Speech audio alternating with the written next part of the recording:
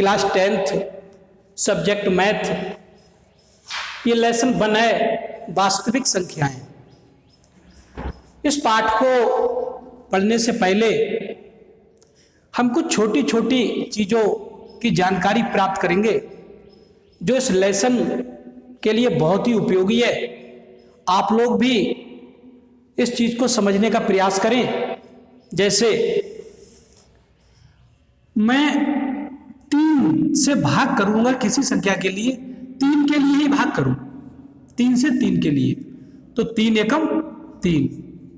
जब यह घटा देंगे तो शेषफल 0 बच जाएगा। ये 3 से मैंने 3 को भाग किया है। ऐसे ही अगर मैं 3 से 4 के लिए भाग करूंगा तो 3 एकम 3, ये घटा देंगे तो 4 में से 3 घट जाएगा तो 1 मिलेगा यहां से।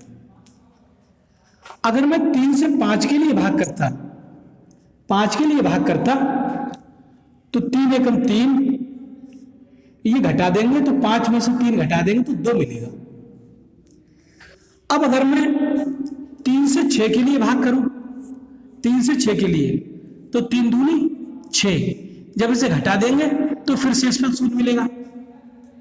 अगर मैं 3 से 7 के लिए भाग करूं तो 3 दूनी 6, 7 में से 6 घटा देंगे तो 1 मिलेगा शेषफल। 3 से यदि 8 के लिए भाग करूं मैं तो 3 दूनी 6, तो शेषफल यहां से 2 मिलेगा। तो हमने यहां से क्या देखा, जब 3 से भाग किया गया, 3 से भाग किया गया, 3 से भाग करने पर, 3 से भाग करने पर जो शेषफल प्राप्त हुआ, शेषफल जो प्राप्त हुआ 3 से भाग करने पर शेषफल 0 मिला, 1 मिला, शेषफल में 2 मिला, लेकिन शेषफल में 3 कहीं नहीं मिला। अगले भी भाग किए मैंने, भाग किया यहां शेषफल 0, शेषफल 1, शेषफल 2, लेकिन शेषफल 3 नहीं मिला। लौट के फिर से शेषफल 0 मिला, फिर 1 मिलने लगा, फिर शेषफल 2 मिलने लगा। तो अगर हम 3 से हम भाग करते हैं तो शेषफल इससे कम रहता है, शेषफल 2 तक रहता है। इसी प्रकार यदि 4 से भाग करें, 4 से भाग करने पर, तो 4 से भाग करने पर शेषफल क्या क्या मिल सकता है हमारे लिए? शेषफल, जो शेषफल मिलेगा वो 0 मिल सकता है, 1 मिल सकता है, 2 मिल सकता है, 3 मिल सकता है, लेकिन 4 शेषफल कहीं नहीं मिलेगा, 3 तक मिलेगा। जैसे 3 से किया तो 2 तक मिला शेषफल, 4 से भाग किया तो शेषफल 3 तक मिला। अब यदि 5 से भाग करेंगे तो 5 से भाग करने पर शेषफल क्या मिलेगा? 0 मिल सकता है शेषफल, 1 मिल सकता है शेषफल, 2 मिल सकता है शेषफल, 3 मिल सकता है शेषफल, 4 मिल सकता है, लेकिन 5 शेषफल नहीं मिल सकता। तो ये चीज शायद अब आप लोगों की समझ में आ गई होगी। आगे एक और चीज मैं आपको बताऊं, पिछले क्लासों में आपके जो गुरुजन है उन्होंने आपको पढ़ाया है कि ये जो संख्या है, ये जिससे भाग करते हैं इसे कहते हैं भाजक, भाजक कहते हैं इसे। और जिसके लिए भाग होता है वो होता है भाज्य, ये भाज्य इसमें। तो इसमें भाजक 3 है, भाज्य 3 है, और ये जो आया निकल गए ये होता है भागफल, भागफल। तो ये भागफल 1 है, और ये जो आया निकल के ये आया शेषफल। तो शेषफल इसमें 0 है। ऐसे ही इसमें भाजक 3 है, भाज्य 4 है, भागफल 1 है, और शेषफल भी 1 है। यहां भी भाजक आपका 3 है, भाज्य 5 है, भागफल 1 है, और शेषफल 2 है। ये सब आप लोग जानते हो। दूसरी एक और चीज है, अगर मैं इन दोनों संख्याओं की गुणा कर दूं, इन दोनों की, बाहर बाहर वालों की, इसकी भाजक की और भागफल की अगर गुणा कर दूं मैं, तो 3 एकम 3, इन दोनों की गुणा कर दूं अगर 3 एकम 3, और उसमें 2 जोड़ दूं तो हमें ये वाली संख्या प्राप्त हो जाती है। ये वाली देखो गुणा करके 3 एकम 3 और 3 में 2 जोड़ दें, 3 2 5, ये वाली संख्या मिल गई। ऐसे इसमें देखो अगर इसकी गुणा कर दें बाहर बाहर वालों की, 3 दूनी 6 और 6 में 2 जोड़ दें तो 8 मिल जाता है ये। ऐसे यहां देखें 3 की और 2 की गुणा कर दें, 3 दूनी 6 और 6 में 1 जोड़ दें ये वाला, तो ये मिल जाएगा 7, ये वाली संख्या मिल जाएगी हमारे लिए। तो ये चीज आप लोगों की समझ में आ रही है। यहां भी देखो 3 दूनी 6, बाहर वाली गुणा कर दें 3 दूनी 6 और 0 जोड़ दें इसमें, तो ये वाली संख्या मिल जाती है। तो ये वाली संख्या मिलने के लिए, मतलब ये वाली संख्या मिलने के लिए ये वाली, इन दोनों की गुणा कर रहे हैं और उसमें शेषफल जोड़ रहे हैं, तो ये संख्या मिल रही है हमारे लिए। कहने का मतलब ये भाजक की और भागफल की गुणा कर रहे हैं, भाजक और गुणा भागफल की गुणा कर रहे हैं और प्लस जोड़ना पड़ रहा है उसमें, शेषफल जोड़ा जा रहा है हर बार में, तो शेषफल जोड़ देते हैं। अगर हम शेषफल जोड़ देते हैं, भाजक और भागफल की गुणा करके यदि उसमें शेषफल जोड़ दें तो हमारे लिए भाज्य मिल रहा है, ये भाज्य मिल जाता है। 3 एकम 3 और 2 5, ये मिल गया। 3 दूनी 6, 2 जोड़ दी 8, ये मिल गया। तो ये भाज्य तो है, तो हमने भाजक की और भागफल की गुणा की और शेषफल जोड़ दिया, तो हमारे लिए भाज्य मिल गया। तो ये भाज्य मिल जाएगा। ये जो कंडीशन आ जाएगी ये भाज्य के बराबर आ जाएगी निकल के, भाज्य। तो हमारे लिए जो भाज्य अगर यदि हम निकालना चाह रहे हैं तो भाज्य बराबर, इस चीज को आपको याद रखना है, इसे याद रखना है, भाजक और गुणा भागफल और प्लस शेषफल। एक बार दोबारा रिपीट कर दे रहा हूं उसे, शेषफल। तो ये वाली जो चीज है, इस चीज का इस एक्सरसाइज में बहुत ही बड़ा योगदान है। अगर ये चीज आपकी समझ में आ रही है तो समझ लेना ये पाठ आप सही तरीके से कर पाओगे। अब यहां पर 2 संख्याएं थी हमारी, 2 संख्याएं, हमें 2 संख्याएं ज्ञात थी, 3 3 या 3 4, ये 2 संख्याएं ज्ञात थी हमारे लिए और ये 2 संख्याएं हमने निकाल ली। अब मान लो यहां पर मैं संख्या लिख देता, कोई b संख्या लिख देता b, और b से मैं a के लिए भाग करता। इसी प्रकार की संख्याएं हैं ये भी, इसमें a का मान बड़ा लिया गया है 20 है, तो b से भाग कर रहे हैं a के लिए, तो यहां पर भागफल आएगा। जैसे ये भागफल आया है तो भागफल यहां पर हम q से लिखे दे रहा हूं मैं। जैसे इसमें q का मान 1 है, इसमें q का मान 1 है, यहां से इसमें q का मान 2 है, तो यहां पर कुछ ना कुछ संख्या यहां भी आएगी q के रूप में। और नीचे शेषफल भी बचेगा r ये शेषफल बचेगा। जैसे इसमें शेषफल 1 बचा, इसमें 2 बचा, इसमें 1 बचा, इसमें शेषफल 0 बचा, ऐसे यहां भी शेषफल बचेगा। तो ये जो 2 संख्याएं जो हमारे पास ज्ञात थी, a और b ज्ञात थी, तो हमने q भी निकाल लिया और हमने r भी निकाल लिया। तो 2 संख्याएं ज्ञात होने पर हम q और r का निर्धारण कर सकते हैं, q और r निकाल सकते हैं। और कंडीशन क्या होगी इसमें? कंडीशन यही वाली होगी, ये वाली होगी कंडीशन कि इसका मान तभी निकल के आएगा जब इन दोनों की गुणा होगी। b की q की गुणा कर दें, अगर हम b की q की गुणा कर दें, bq, और प्लस उसमें रिमाइंडर r जोड़ दें, शेषफल जोड़ दें, तो ये जो है ये काय के बराबर आ जाता है, ये a के बराबर आ जाता है। a के, एक बार फिर समझा दूं, a के बराबर आ जाता है। जैसे 3 दूनी 6, 6 में 2 जोड़ दिए तो 8 आ गए, तो इसी के बराबर तो आ रहा है ये। तो इसमें भी अगर b की q की गुणा कर देंगे हम तो bq, और उसमें r जोड़ दिया तो इसका मान a के बराबर हो जाएगा। r क्या होगा? r का मान कहां से कहां तक होगा? अभी मैंने आपको बताया था, जब हमने 3 से भाग किया था तो r का मान 0 से शुरू हुआ, लेकिन r का मान 3 कहीं नहीं हुआ। शेषफल 3 कहां आया? शेषफल 3 आया ही नहीं, शेषफल 3 से कम आया। 3 से जिस संख्या से भाग कर रहे हैं उससे कम आएगा शेषफल, तो यहां पर जो शेषफल आएगा वो यहां पर 20 से भाग कर रहे हैं, 20 से, तो शेषफल का मान 20 से कम होगा। फिर शेष r का मान कम होगा, 20 से कम होगा। और कहां से शुरू होगा? r का मान 0 से शुरू होगा, 0 से, तो r का मान 0 के बराबर होगा। और फिर 0 से ज्यादा भी होगा, ये 0 से ज्यादा है, तो r का मान 0 से ज्यादा होगा और 0 के बराबर होगा। तो इस प्रकार हमने देखा कि अगर हमारे पास 2 धन पूर्णांक ज्ञात थे, a और b 2 धन पूर्णांक ज्ञात थे, तो हमने इस संबंध को संतुष्ट करने वाले q और r के मान निकाल लिए जो इस संबंध को संतुष्ट करते हैं। तो ये जो चीज मैंने आपको बताई है यहां से, इसका नाम दिया गया यूक्लिड विभाजन प्रमेय का। इस पाठ में जो लेसन 1 है, जो वास्तविक संख्याएं हैं, उसमें सबसे पहली प्रमेय का यही है, यूक्लिड विभाजन प्रमेय का। तो यूक्लिड विभाजन प्रमेय की परिभाषा क्या हुई? अब मैं यहां से परिभाषा यहां से डिफाइन करूंगा आपके लिए। तो हमारे पास केवल 2 धन पूर्णांक ज्ञात थे, जैसे ये थे 3 3 थे, 4 3 थे, 5 3 थे, 2 धन पूर्णांक। तो यहाँ पर a और b 2 धन पूर्णांक ज्ञात है हमारे लिए। तो हम ये कहेंगे कि हमारे पास अगर ए और बी दो धन पूर्णांक यदि हमारे पास हैं, दो धन पूर्णांक हैं, तो हम Q और R का मान निकाल सकते हैं। जैसे हमने यहां निकाला है Q का मान 1, R का मान 1, Q का मान 1, R का मान 2। तो इसमें भी हम जब हमारे पास दो धन पूर्णांक होंगे A और B, तो हम Q और R का मान निकाल सकते हैं।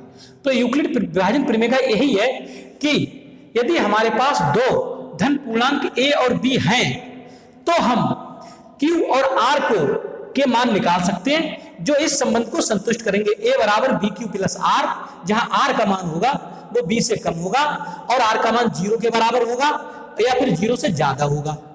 तो R का मान 0 से ज्यादा होगा, 0 के बराबर होगा, लेकिन B से सदैव कम ही रहेगा।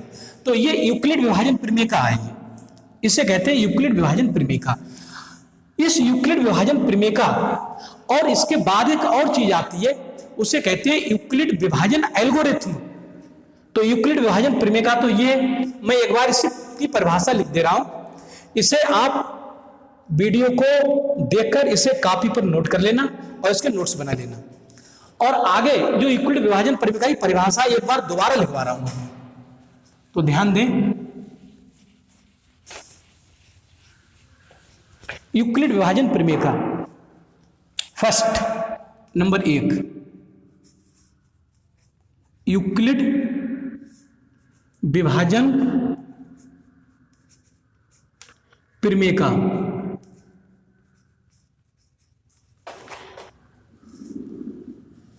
इस पाठ में इस प्रमेय का विशेष रोल है। इस प्रमेय को पढ़ने के बाद हम संख्याओं के मासापा ज्ञात करेंगे। ये जो प्रमेय है ये संख्याओं के मासापा ज्ञात करने में उपयोग होगी, तो इसलिए इसे एक बार दोबारा समझ लें। यदि ए और बी दो धन पूर्णांक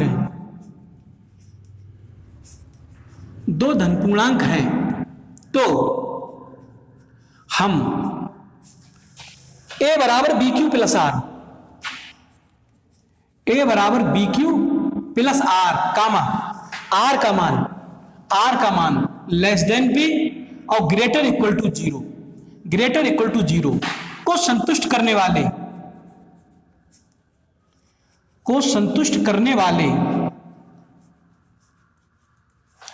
धन पूर्णांक या पूर्णांक Q और R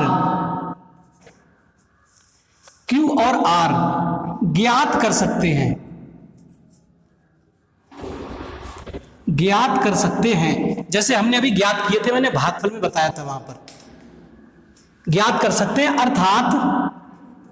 अर्थात Q और R का अस्तित्व है। अस्तित्व होने का मतलब है जब दो धन पूर्णांक होंगे तो हम Q और R को ज्ञात कर सकते हैं, उनका भी अस्तित्व होगा।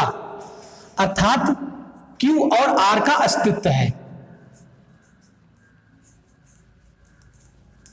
Q और R का अस्तित्व है। तो ये यूक्लिड विभाजन प्रमेय की परिभाषा है। इसे आप लोग किताबों में भी पढ़ोगे, किताबों में लिखी हुई है ये, तो वहां से पढ़ लेना। फिलहाल मैंने अपने शब्दों में इसे समझाया है आपको लिए।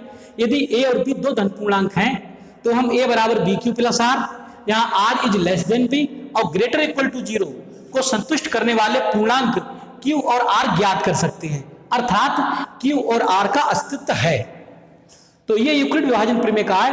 अभी इसका प्रयोग मैं इसकी एक्सरसाइज 1.1 शुरू करूंगा और इसका एक क्वेश्चन भी आपको निकाल कर दिखाऊंगा कि इसका प्रयोग कैसे करते हैं। तो इसे भी मैं मिटा दे रहा हूं, ये चीज आप समझ गए होंगे। बहुत ही मैंने बेसिक लेवल से इसे समझाया है। अगली चीज आती है यूक्लिड विभाजन एल्गोरिथम। यूक्लिड विभाजन एल्गोरिथम। तो यूक्लिड विभाजन एल्गोरिथम क्या है? ये क्या है यूक्लिड विभाजन एल्गोरिथम? यूक्लिड विभाजन एल्गोरिथम ये यूक्लिड विभाजन प्रमेय का ही है। इसमें हम यूक्लिड विभाजन प्रमेय का ही प्रयोग करेंगे, लेकिन यूक्लिड विभाजन प्रमेय का की चरणबद्ध प्रक्रिया, जैसे जब इसका प्रयोग हम प्रथम चरण में करेंगे, इसका प्रयोग दूसरे चरण में करेंगे, इसका प्रयोग तीसरे चरण में करेंगे। तो इस प्रकार जब इसका प्रयोग चरणों में होने लगेगा तो फिर उसका नाम दिया गया यूक्लिड विभाजन एल्गोरिथम। क्वेश्चन यही से बनता है यूपी बोर्ड में, बोर्ड एग्जाम में, कि यूक्लिड विभाजन एल्गोरिथम की सहायता से संख्याओं के मासापा ज्ञात करो। तो यूक्लिड विभाजन एल्गोरिथम की परिभाषा भी लिखवा दे रहा हूं क्या आइए, मैंने भी बताया यूक्लिड विभाजन प्रमेय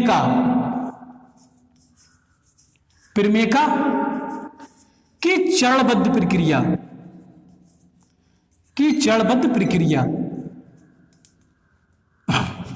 को यूक्लिड विभाजन एल्गोरिथम कहते हैं। यूक्लिड विभाजन एल्गोरिथम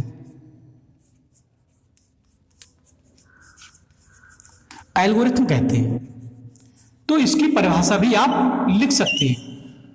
तो यूक्लिड विभाजन एल्गोरिथम क्या है? वो यूक्लिड विभाजन प्रमेय का ही है, लेकिन उसकी चरणबद्ध प्रक्रिया। तो इसकी परिभाषा मैं समझता हूं काफी सिंपल है। इसकी परिभाषा भी काफी सिंपल है। अभी एग्जाम्पलों के माध्यम से मैंने इसकी परिभाषा को डिफाइन किया था, तो ये भी चीज आपकी समझ में आ गई होगी और ये भी समझ में आ गया होगा। अब मैं यूक्लिड विभाजन एल्गोरिथम से आपको एक क्वेश्चन करा रहा हूं, तब आपको सही तरीके से इसके प्रयोग पता चलेंगे। तो इसके लिए मैं क्वेश्चन करा रहा हूं आपको, इसके लिए भी लिख लेना और ये भी नोट कर लेना। इसे मिटा दे रहा हूं। अब आपकी एक्सरसाइज आती है 1.1। एक्सरसाइज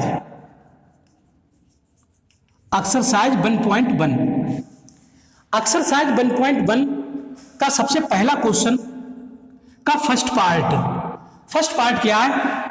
135 और 225 का मासापा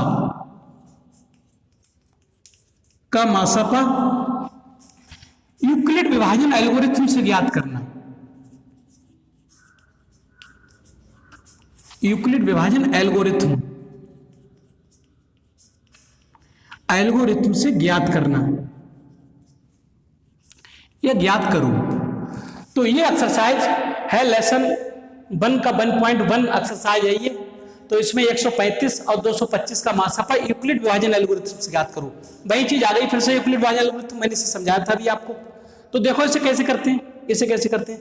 मैंने अभी थोड़ी देर पहले आपको बताया था, जब हम लोगों ने b से a के लिए भाग किया था, जब तो यहां पर एक q आया था, यहां पर एक r आया था। तो इसी से यूक्लिड विभाजन प्रमेय का निर्माण हुआ था। a बराबर था BQ प्लस r, और जहां r का मान था b से कम था और 0 के बराबर और 0 से बड़ा था। यहां पर दो संख्याएं यहां भी हैं, जैसे यहां a भी दो संख्याएं हुआ करती थी। तो इसमें a को सदैव बड़ी वाली संख्या से लिखते हैं और छोटी वाली संख्या को b से लिखते हैं। तो छोटे क्लासों में आपने हाई स्कूल से नीचे की क्लासों में 6 में 7th में 8th में आपने संख्याओं के मासापा ज्ञात किए थे। वो कैसे ज्ञात किए थे उसके लिए भी मैं आपको बता रहा हूं कैसे ज्ञात किए थे। आपके सर जी ने मासापा कैसे निकलवाए थे।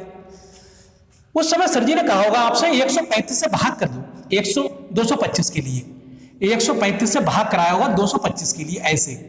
तो 135 एकम 135 इसे घटा दिया, 5 में से 5 गया 0 और इधर 12 में से 3 गए 90 मिले। तो जब 90 शेषफल मिला होगा तो इससे फिर भाग करा दिया होगा 135 के लिए, ऐसे 135 के लिए। तो बोले 90 एकम 90, एक बार पहुंच गया इसका। तो यहां से 5 बचेंगे और यहां से आपके 13 में से 9 जाएंगे तो 4 मिलेंगे। शेषफल 45 से फिर से भाग कर दिया होगा 90 के लिए भाग कर दिया होगा। तो 90 के लिए भाग 45 दूनी 90, तो यहां से घटा दिया, अब शेषफल 0 बचा। तो सर ने कहा होगा ये 45 इसका मासापा है। ऐसे क्वेश्चन आपने पिछले क्लासों में पढ़ रखे हैं। अब यहां पर हम हाई स्कूल क्लास पढ़ रहे हैं, तो यहां पर प्रमेय दे दी गई यूक्लिड विभाजन प्रमेय का, यूक्लिड विभाजन एल्गोरिथम। लेकिन ये सब यही चीज है। यही चीज कैसे है वो देखो। तो हमारा जो क्वेश्चन था वो था 135 और 225 का मासापा यूक्लिड विभाजन एल्गोरिथम से ज्ञात करना। तो मैं इसे तो मिटा दे रहा हूं यहां पर। यह भी आपका रफ काम ही है, लेकिन इसे समझना बहुत जरूरी है। तो फर्स्ट मैंने कहा था यूक्लिड विभाजन एल्गोरिथम जो होगा वो यूक्लिड विभाजन प्रमेय की चरणबद्ध प्रक्रिया होगी। तो नंबर 1 सबसे पहले फर्स्ट प्रथम चरण क्या होगा? मैंने अभी बताया था कि जो ए होता है ए बराबर होता है बी की क्यू की गुणा होती है बी क्यू और प्लस रिमाइंडर जो शेषफल होता है वो आर जो होता है, आर का मान, और आर के लिए मैंने बताया था आर का मान बी से सदैव कम होता है, ग्रेटर इक्वल टू 0 होता है। ये अभी उदाहरणों के माध्यम से थोड़ी देर पहले ही बताया था मैंने आपको। यहां से ए का मान देख रहे हैं, ए का मान 225 है, तो ए का मान 225 रख देंगे बराबर बी का मान। अब आप यहां पर आ जाओ, प्रथम चरण में जब हमने भाग किया था, जब हमने प्रथम चरण का भाग यहां तक हुआ था, यहां तक, तो इसमें ए का मान 225 है, बी का मान 135 है इंटू क्यू ये होता था, ये क्यू के स्थान पे यहां पर 1 और प्लस आर इसके लिए शेषफल 90 बचाता है ये, तो यहां पर आर के स्थान पर 90 लिख देंगे। तो यूक्लिड विभाजन प्रमेय का ये प्रथम चरण है आपका। अब मैं द्वितीय चरण लिखूंगा इसका, सेकंड द्वितीय चरण।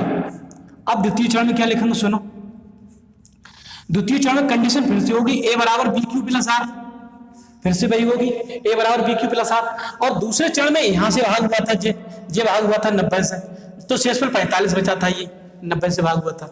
तो यहां से ए का मान कितना है 135, क्योंकि ए ये वाली बीच वाली संख्या को ए से लिखा गया है, तो ए इसमें 135 है, 135 बराबर बी के स्थान पर 90 से भाग किया गया है, जिससे भाग किया जाता है वो बी होता है, तो बी के स्थान पर 90 इंटू क्यू भागफल होता है, भागफल इसका 1 है, और प्लस आर इसका रिमाइंडर होता है, रिमाइंडर इसके लिए दूसरे भाग में रिमाइंडर 45 बचा था, शेषफल 45 बचा था, तो आर के स्थान पर 45 लिख देंगे।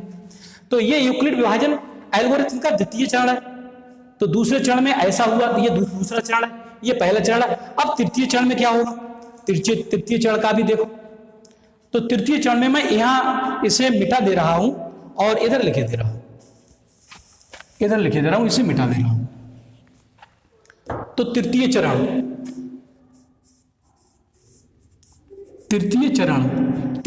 में फिर वही ए बराबर बी क्यू प्लस आर लिख भी देते हैं, आर के लिए लिख देते हैं R is less than B और ग्रेटर इक्वल टू 0, ये कंडीशन होती है आर के लिए। तो तृतीय चरण में ए का मान कितना है, तीसरे चरण में ए बीच वाला पद होता है, ये बी होता है, तो ए का मान 90 है, तो ए के स्थान पर 90 लिख देंगे बराबर बी जिससे भाग होता है वो 45 है, तो 45 लिख देंगे इंटू क्यू भागफल होता है, भागफल 2 है तो 2 लिख देंगे, प्लस आर शेषफल होता है तो शेषफल 0 लिख देंगे। तो तीनों चरण हो गए, प्रथम चरण में ये, द्वितीय चरण में ये और तृतीय चरण में ये, तीनों चरण हो गए। यहां पर रिमाइंडर आपका 0 आ गया, जहां पर रिमाइंडर 0 आ जाएगा वहां पर फिर हम इसके चरण लिखना बंद कर देंगे। अब हम चतुर्थ चरण नहीं लिखेंगे क्योंकि हमारा शेषफल 0 आ गया। अगर शेषफल 0 नहीं आता तो फिर भाग करते हम आगे, तो वो चौथे चरण में जाता। तो चौथे चरण की तो बात ही नहीं हुई, यहां तक 3 चरणों में बात हुई, तो तीनों चरण मैंने लिख दिए। जब तृतीय चरण में रिमाइंडर 0 आ जाएगा तो इसका जो बी होगा बी वो इसका मासापा कहलाएगा, तो यही लिख देंगे अतः मासापा जो होगा वो 45 होगा। जैसे मैंने अभी निकाला था मासापा 45 था, तो इसका मैंने यूक्लिड विभाजन प्रमेय के को चरणबद्ध तरीके से इसे लिखा है, जिसे यूक्लिड विभाजन एल्गोरिथम का कहते हैं। इसे ये यूक्लिड विभाजन एल्गोरिथम है, इसमें मासापा 45 आया निकल के। तो मैं समझता हूं ऐसे क्वेश्चनों को अब आप आराम से कर सकोगे और ये चीज आप लोगों की समझ में आ गई होगी। फिर भी यदि समझ में नहीं आई है तो मैं आगे के और क्वेश्चन की वीडियो डालूंगा, उसमें एक बार फिर से बताऊंगा दोबारा, तो आप लोगों की सही तरीके से समझ में आ जाएगी। इस तरीके के और भी क्वेश्चन एक्सरसाइज में दे रखे हैं, उन्हें निकालने का प्रयास करना, और मैं समझता हूं आप लोग क्वेश्चनों को हल कर पाओगे। आज की वीडियो में इतना ही, धन्यवाद।